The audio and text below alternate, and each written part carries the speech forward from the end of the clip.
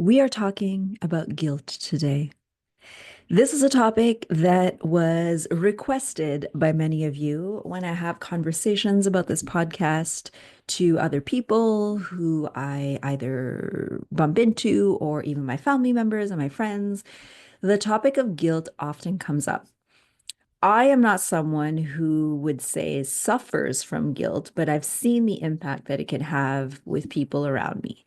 So I think this episode will be very helpful if you're someone who is overcome by guilt, because I want to just break down what guilt is and also highlight that healthy guilt does exist. When do we reach that tipping point where it becomes toxic, and how you can help yourself move through the guilt in a few easy steps, easy, relatively speaking, simple steps, but definitely easy is not the right word in that case, because it will be challenging to change a pattern that's been there for so long. But if you're willing, and if you're noticing that the guilt that you're holding on to is no longer serving you and you're ready to break free, this episode is for you. So let's dive in. First of all, what is guilt? The definition is it is a natural, emphasis on the word natural. It is a natural emotional response when we feel we've done something wrong or when we fail to meet expectations. So it is a response that comes up when you feel like you haven't quite done enough. Now, here's where we can get nuanced. Healthy guilt can motivate us and drive us to do better. So if the guilt is coming from, oh, I haven't quite done enough, I could try harder, and it motivates you to push further, yes. Toxic guilt keeps you stuck in self-punishment. Toxic guilt would be the difference of, I didn't do enough and I'm a horrible person because of it. And now I feel guilty for it, but you don't actually take action to change that behavior. So again, healthy guilt propels you forward. It allows you to be better, to do better. Toxic guilt keeps you in the shame pattern, in the cycle, and you kind of don't know how to break free of it. It keeps you stuck in self-punishment. So even just there, can you identify which pattern do you often face? Is it one that gives you a little kick in the butt to move forward? Or is it one that keeps you punishing yourself? And that's the one that we want to try to fix, because the healthy guilt will allow you to grow, will allow you to evolve. But if you're stuck more in that punishment, well, obviously you don't want to be in there forever. How did we get this way? Where does guilt originate? So many different factors, but let's talk about a few that are the most common. Childhood, childhood conditioning. So, for example, if you are a people pleaser, if you have a fear of disappointing others, if you have a fear of always doing the right thing and not doing enough, that originated for sure because when you were a child, you were trying to be this version of yourself that somebody else wanted you to be. Or you learned that through doing this kind of behavior, you received love and you were accepted when you were doing the right thing, when you were obeying by the rules, when you were getting those straight A's. So, as someone who felt pressure, I put it on myself though, I felt the pressure to always do well in school. So, I felt guilty if ever I didn't. So the guilt could have spiraled into punishment of me saying things like, oh, I studied so much and I still only got 90%. Like, I'm stupid. I could have done better. Like, why didn't I do better? Because I noticed that when I did do well, I received praise from teachers, from classmates, right? So people around me showed me love when I did well. So in my mind as a child, and I know a lot of us grew up this way too, you associate this pattern behavior and you grow up having that high achiever, that wanting to be perfect, wanting to do everything well. And so when you don't, or when you make a mistake, because we're human, then the guilt sets in. How we can nuance healthy and toxic: the healthy guilt, the inner voice and critic could say something like, I only got 90%, but What did I learn from this? What can I do better next time? And then push me into an action that I can improve myself and grow from. Whereas toxic guilt would say, you're so stupid. How could you only receive 90%? You're nothing. You're not good enough, without any kind of solution as to how I could be better. The other way that guilt can originate is from society and cultural influences. So the way you're conditioned to think about success, work ethic. Oh my God, I grew up in the hustle culture. So it's like if you even sat down for a second, you were considered lazy. Like there's no time to sit. You got to keep moving. You got to be productive. Not only was that the culture that I was in when I was in my corporate job, but I worked in an advertising industry, which is by far the most fast-paced industry you could be in, because things need to get done now and you need to put things out there. You need to be ahead of trend. You need to be producing. You need to be productive. And so the combination of that for me, if I ever took a moment, if I took a vacation, if I took a sick day, oh my God, did I feel guilty that I was not doing enough, because I equated sitting, not working, but sitting, taking a break, to being lazy, because you need to make the most of your time. So we see how this becomes toxic, right? The other way that you can experience guilt is sometimes we feel guilty for prioritizing ourselves.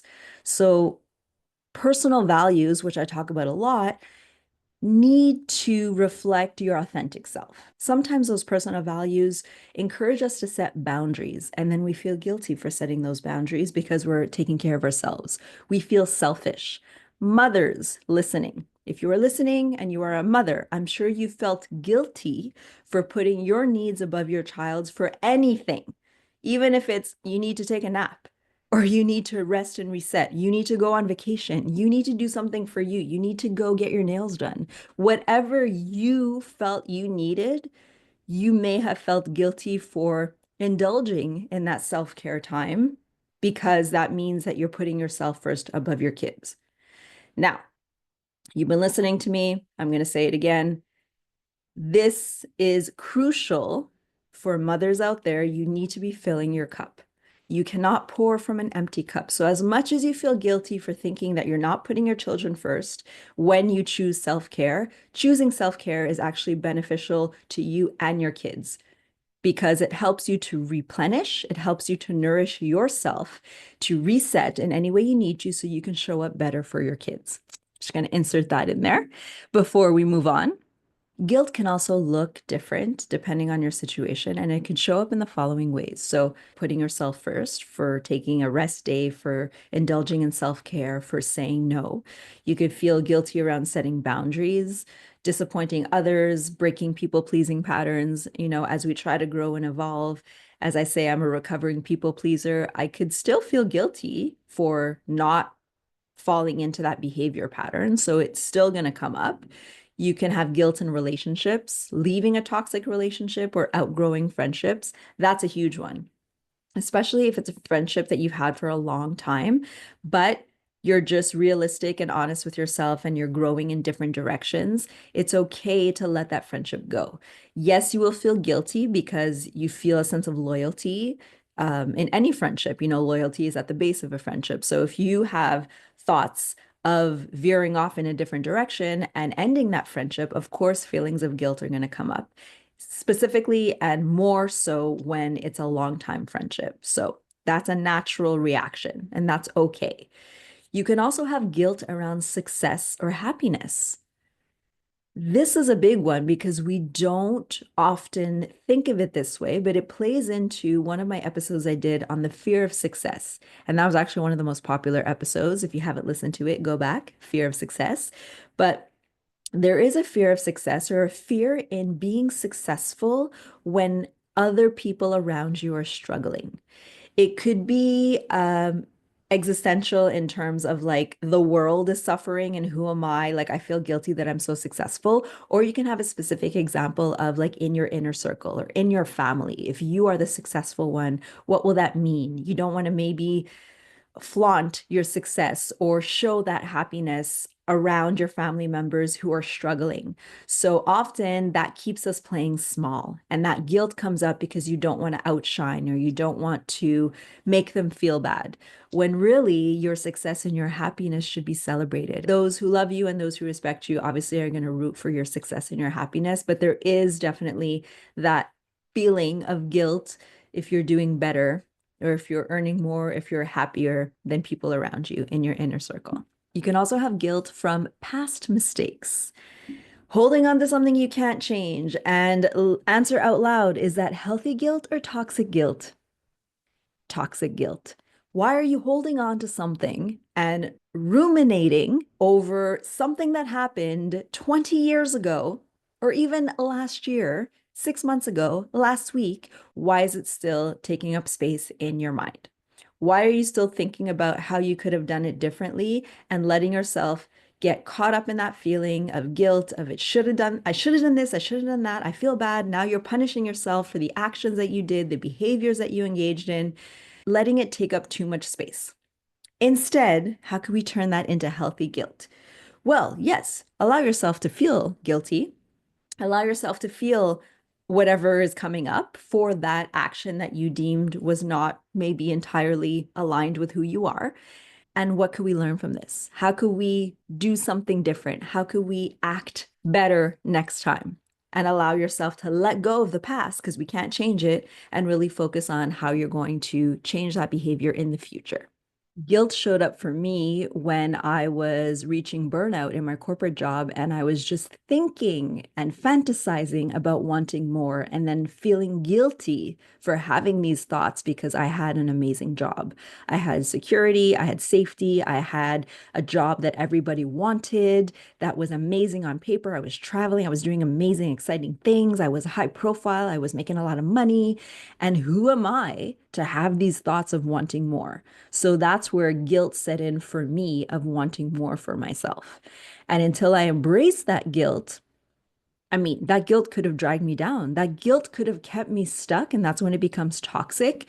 The guilt could have kept me in that job, which would inevitably have affected my health in the sense of I was already in burnout because I was uninspired. I was unfulfilled. I felt like the job no longer aligned with my values. And had I stayed in that environment for myself, had I stayed in a place where I didn't feel I belonged anymore, I would have for sure seen a variety of health issues. Already, that the burnout itself was my body telling me, like, we need to change, we need to do something about this. I'm sure other things would have come up as well. So, as we know, our body speaks to us. And if we don't listen, it gets louder and louder and louder. And it would have gotten loud enough that, like, who knows, I might have ended up in a hospital. So that's toxic guilt, and that's the extreme impact that it could have. Now, the healthy guilt, and I've never looked at it this way, but let's explore together. If I was able to look back and say, I wanted more, I felt guilty for wanting more, but what that's telling me is that I'm capable of more, that there's something missing in my life, and I owe it to myself to explore what that could look like. And that's what led me here.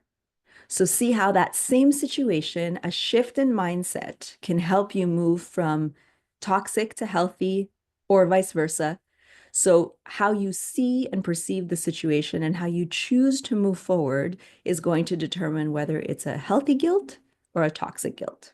Another thing I'd like to mention is the difference between guilt and shame, because guilt is I did something bad, and shame is I am bad. When you feel guilty, it's because of an action, it's a behavior. When you link it to your identity, then it transfers into shame. If you are feeling shame, it's because you deeply believe that you are something bad. And not just the action I did was bad, but it's independent of who I am. I am a good person and sometimes I do bad things, which is human nature. But if you believe that you are a bad person because of the action that you did, that's where we have to be careful because we fall into shame, which is a whole other downward spiral.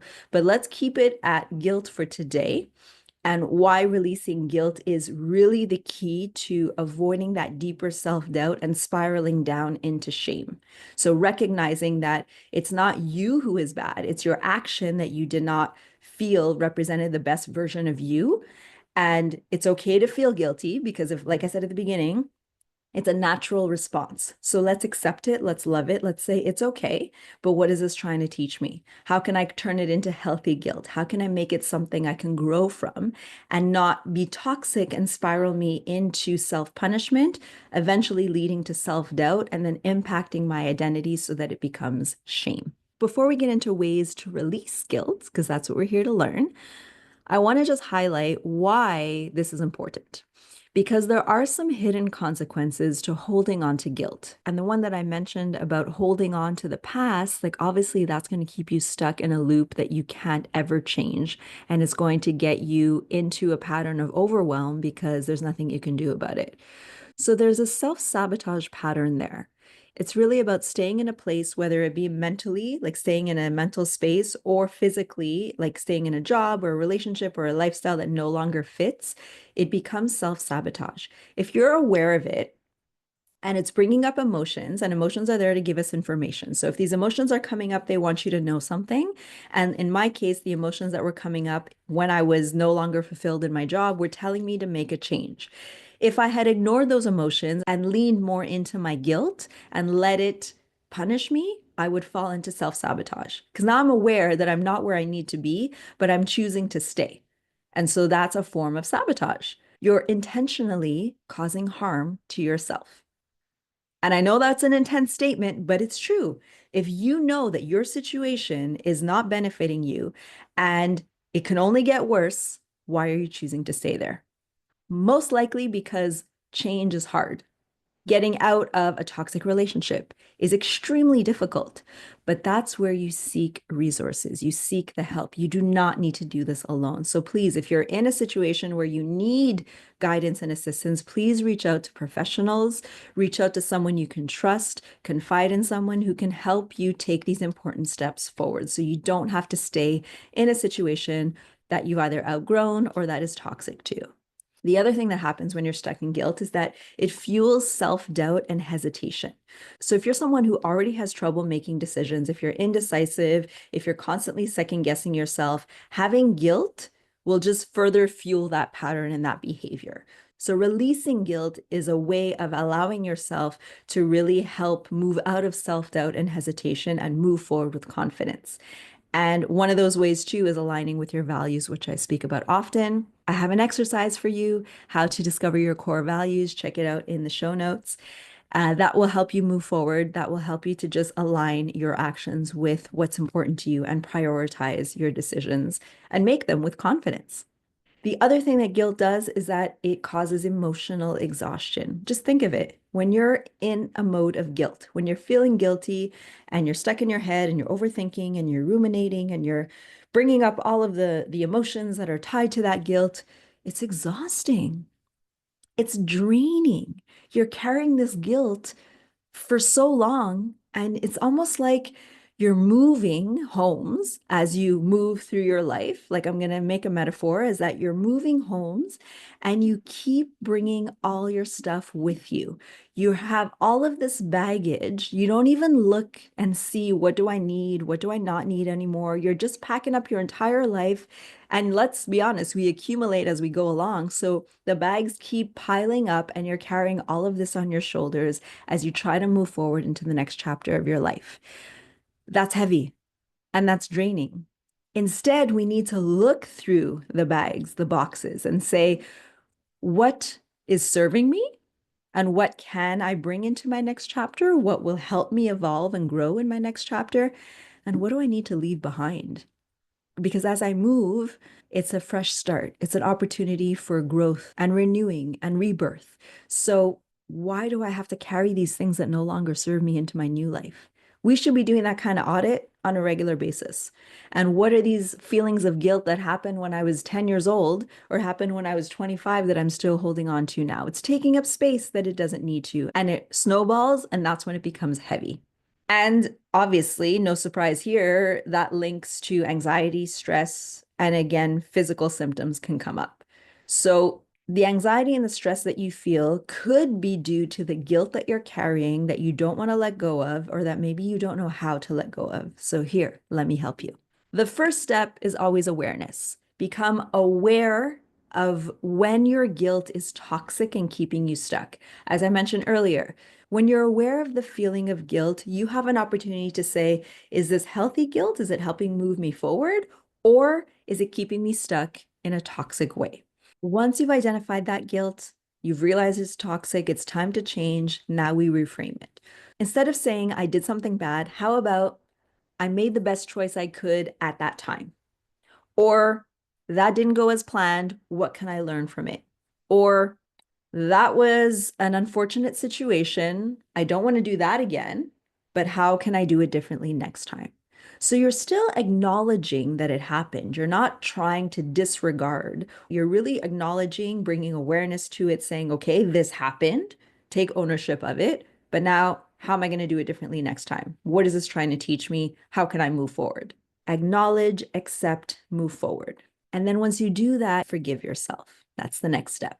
So once you're able to successfully acknowledge, accept, and move forward, there's a forgiveness there. There's a forgiveness that you can tap into to say that, like, it's okay, I'll do better next time.